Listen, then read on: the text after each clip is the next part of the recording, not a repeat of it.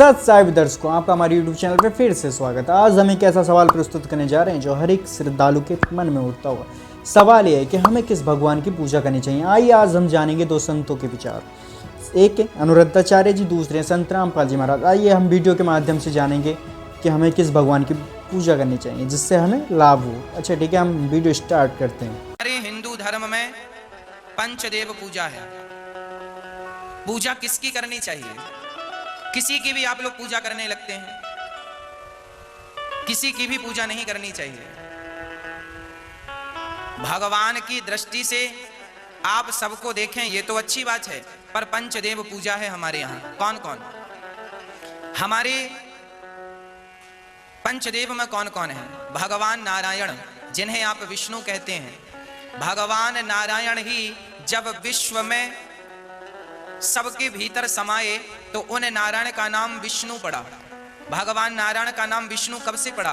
जब से विश्व में वो व्याप्त, हर विष्णु सर्व गुहाशय लिखा है श्रीमद् भागवत में कि भगवान जब ये संसार बनाए तो स्वयं भगवान संसार बन गए। आपको बात समझ में आ रही है? जैसे स्वयं मिट्टी घड़ा बन गई, उसी प्रकार भगवान नारायण का मन हुआ कि संसार बनाना चाहिए, तो पहले भगवान नारायण ने संसार की रचना की स्वयं विष्णु बन करके। भगवान नारायण ने सृष्टि की रचना की विष्णु बन करके। संसार को एक रूप में ब्रह्मा, एक रूप में विष्णु, एक रूप में शंकर। भगवान विश्व रूप हैं, विश्व के रूप में प्रतीत होते हैं, इसलिए उनका नाम पड़ा विष्णु। वह विष्णु, वह नारायण ही राम बनकर आए, वह नारायण ही श्री कृष्ण बनकर आए, वह नारायण ही जगन्नाथ के रूप में है, वह नारायण ही श्री रंगनाथ भगवान के रूप में है, वही नारायण द्वारिकाधीश के रूप में है, वही नारायण विट्ठलनाथ के रूप में है, वही नारायण बद्रीनाथ जी के रूप में है, वही नारायण सांवरिया सेठ और खाटू नरेश के रूप में है, वही नारायण भगवान शंकर के 12 ज्योतिर्लिंग के रूप में है, वही नारायण आप और हम सबके रूप में प्रतीत हो रहे हैं, कोई दूसरा नहीं है। इसलिए प्रथम पूजा नारायण की। फिर भगवान सूर्य की। हम सूर्य भगवान से प्रकाश लेते हैं, इसलिए सूर्य नमस्कार हमें करना चाहिए। भगवान नारायण ही एक रूप में सूर्य नारायण कहलाते हैं, इसलिए उनका नाम है सूर्य नारायण, है ना? सूर्य नारायण, भगवान नारायण ही सूर्य नारायण। तो पहले नारायण की पूजा, दूसरा सूर्य नारायण की पूजा, तीसरे गणेश जी की पूजा। तीसरे किसकी पूजा? ये सनातन धर्म में पंचदेव की पूजा बोल रहा हूं मैं। गणेश जी की पूजा, फिर शंकर जी की पूजा, भगवान शिव, और पांचवा जगत जननी जगदम्बा अर्थात शक्ति। चाहे आप लक्ष्मी कहो, चाहे आप दुर्गा कहो, चाहे भद्रकाली कहो, कुछ भी नाम से कहो, ये 5 लोगों की पूजा हमारे। जैसे कि हमने देखा कि अनुरुद्धाचार्य जी ने बताया कि विष्णु का अवतारी हैं जो भी यहाँ पे लीला हुई, बट ऐसा हो सकता है, बट अब हम जानेंगे संत रामपाल जी के विचार। हमारा बहुत सा काम हल्का कर दिया इस दास का। एक तो ये सिद्ध कर दिया कि ब्रह्मा और विष्णु और शिव और रुद्र, महेश्वर जिसको कहते हैं, ये भगवान नहीं है, ये ईश नहीं है। इसलिए दास कहता है कि 3 मुख्य रूप में दास के प्रवचनों में ये ब्रह्म समझो। एक सरब्रह्म, एक अक्षर ब्रह्म और तीसरा परम अक्षर ब्रह्म। तो इन 3 प्रभुओं का ज्ञान जब हमें होगा तो हम पूरे दातुम ज्ञान को आसानी से समझ सकेंगे। ये ज्ञान हमें होगा कहाँ से? हमारे सदग्रंथों से। हमारे सदग्रंथ कौन से हैं? जैसा आपको अभी बताया, हमारे सदग्रंथ हैं, सदशास्त्र हैं, पवित्र 5 वेद, ऋग्वेद, सामवेद, अथर्ववेद और यजुर्वेद, और 5वां वेद सूक्ष्म वेद जो परमात्मा स्वयं आकर ज्ञान देता है। और ये हिंदू धर्म के गुरुजी बताते हैं 5वां वेद महाभारत है। 5वां वेद महाभारत, ये इनकी अपनी सोच है। ये 5वां वेद महाभारत नहीं है। वैसे तो कितने वेद बना लो, ज्ञान अपनी मर्जी से, जैसे बोध माने ज्ञान ही होता है। 18 बोध, 18 ज्ञान, ये पुराण है, 18 बोध अलग हैं और उनमें से एक बोध पुराण है और पुराणा के फिर 18 विभाग हो गए। इस प्रकार हमने इस तत्व ज्ञान को समझना है।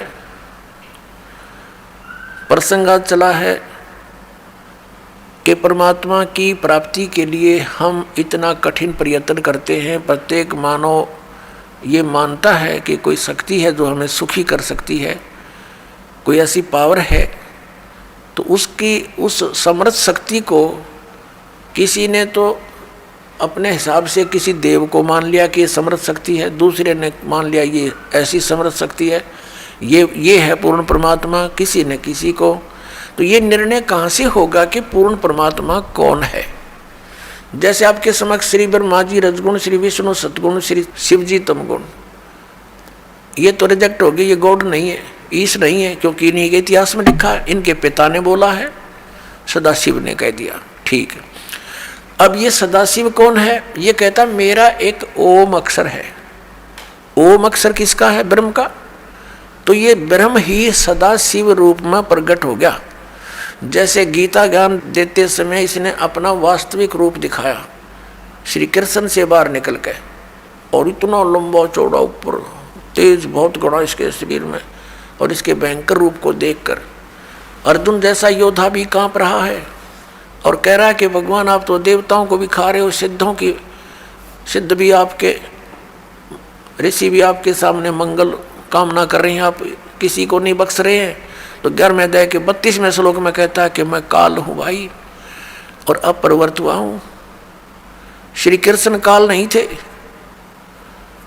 श्री कृष्ण जी ने पहले कभी अपने आप को काल नहीं कहा, बाद में कभी उसने काल नहीं कहा, और उनके पास आकर के सब ग्वाल बाल गोपिकाएं तथा पशु पक्षी भी प्यार पाते थे।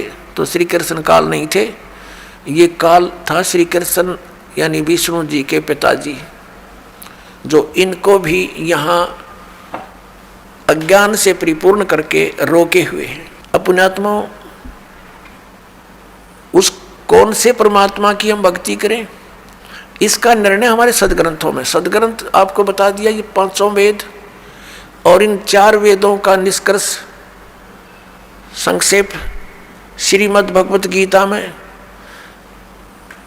इस ब्रह्म ने ही बोला है, जो अभी विष्णु और ब्रह्मा जी को कह रहा था कि तुम ईश नहीं हो, तुमने अपने आप को ईश मानकर, कर्ता मानकर बहुत भारी गलती की है, बड़ा अचरज किया है, असंभव बात की है तुमने, कही है तुमने, तो ये भगवान नहीं है। ये तो क्लियर हो गया।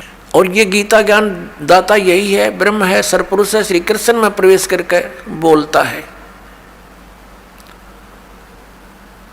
ये स्वयं कभी किसी के समक्ष नहीं आता, इसने प्रतिज्ञा कर रखी है। श्रीमद् भगवत गीता अध्याय नंबर 7 के श्लोक 24 और 25 में यही गीता ज्ञानता था। ये ब्रह्म, ये काल, सदाशिव जिसको कहते हैं, ये कहता कि मैं कभी किसी के समक्ष अपने वास्तविक रूप में नहीं आता। मुझ अव्यक्त को यह व्यक्तिम आपनम मनन्ते, ये बेबुद्धि के लोग, मंदबुद्धि के व्यक्ति मुझे श्री कृष्ण मान रहे होंगे व्यक्ति रूप में प्रकट। आई एम नॉट कृष्ण, मैं अपनी योग माया से छुपा रहता हूँ, मैं कभी किसी के समक्ष नहीं आता। ये मेरा अनुत्तम एक नियम है, घटिया नियम है और अविनाशी अटल नियम है कि मैं कभी अपने वास्तविक रूप में, जो ये मेरा रूप है असली, मैं काल हूँ, मैं किसी के समक्ष नहीं आता। तो ये कहता है कि मुझे ये कृष्ण मान रहे हैं, मैं कृष्ण नहीं, मैं गुप्त अपने कार्य जो करता हूँ, मेरे कर्म और जन्म अलौकिक हैं। श्रीमद् भगवत गीता अध्याय नंबर 4 के श्लोक नंबर 5 और 9 में इसने स्पष्ट किया है। इसके जन्म और कर्म अलौकिक कैसे हैं, ये अभी आने वाले समय में आपको बताएंगे। यहाँ प्रसंग चल रहा है कि 3 पुरुष हैं। अब साथ में एक कंसेप्ट और क्लियर करना पड़ेगा कि कौन से सदग्रंथ हैं जिनको हम प्रमाणिक माने। जैसे उपनिषद हैं,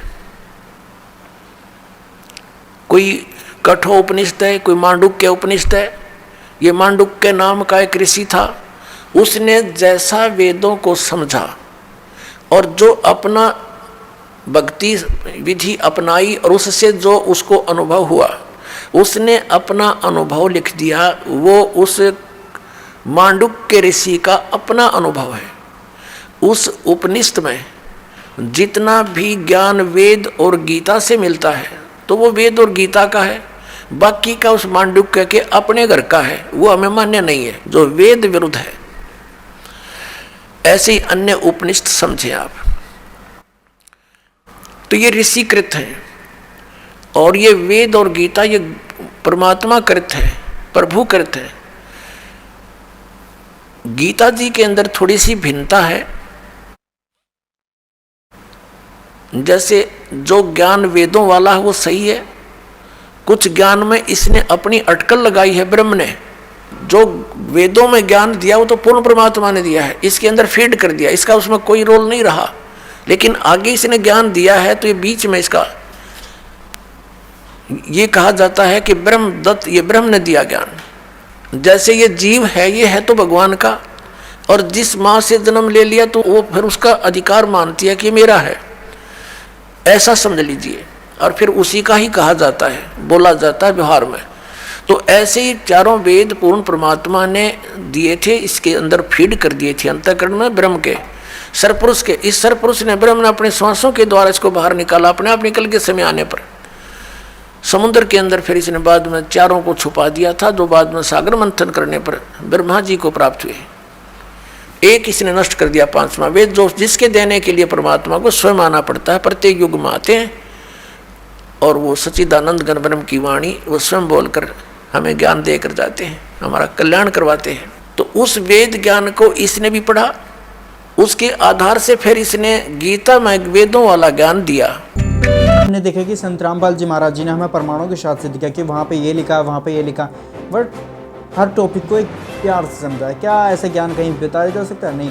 इसलिए अगर हाँ, ये इनका ज्ञान एक अनमोल है, संत रामपाल जी एक अनमोल तरीके से बताते हैं। इनकी वाणी एक एक लफ्ज़ वो हकीकत है, क्योंकि इन्होंने भगवत गीता और पुराणों और हर जगह से छाँट के हमें बताया है, हर जगह से ढूंढ के हमें ज्ञान की यार इतनी वो मतलब कि बता रहे हैं कि यही भगवान है, यही भगवान है। बट यहाँ पे लोग नहीं मान रहे। अगर आप अगर समझदार हो, पढ़े लिखे हो, तो प्लीज़ यार ज्ञान को समझो। और अगर आपको लगता है कि वहाँ पे अगर वो संत रामपाल जी महाराज गलत बता रहे हैं तो प्लीज़ वहाँ पे जाके देखो ना एक बार। क्यों यार डरते हो भाई? देखना चाहिए ना। मानो कि हमसे कोई गलती है तो आपको देखना चाहिए। बट अगर आपको वीडियो अच्छी लगी तो प्लीज़ यार ज़्यादा शेयर करें। और प्लीज़ थैंक यू हमारे यूट्यूब चैनल पर आने के लिए। शुक्रिया सत साहिब।